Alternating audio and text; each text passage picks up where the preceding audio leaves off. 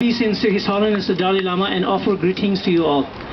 52 years ago, on September 2nd, 1960, a democratic Tibetan exile government was founded under the profound leadership of His Holiness the 14th Dalai Lama. And on this day, the first Tibetan parliamentary election was held. Since then, His Holiness the Dalai Lama has led the Tibetan into a democratic form of government like many of the free nations today. And the Tibetan exile government led by the Central Tibetan Administration is government with full democracy comprised of legislation, executive and judiciary. And last year, His Holiness the 14th Dalai Lama has formally devolved his political role of the Dalai Lama and called on the Tibetan diaspora to democratically elect a political leader of Tibet by the Tibetan people. As a result, today we have a political authority and it was handed over to the elected Tibetan leaders.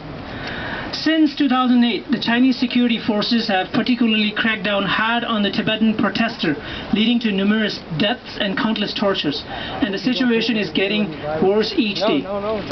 So far, 51 Tibetans have set themselves on fire since 2009.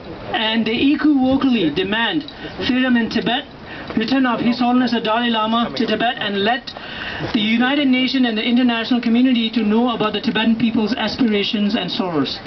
And today, on this auspicious commemoration of Tibetan Democracy Day, considering the grave and worsening situation in Tibet, the Tibetan Parliament in Exile has launched a worldwide Flame of Truth relay on July 6th to bring UN member states and the United Nations, the Secretary General's attention to the issue of Tibet.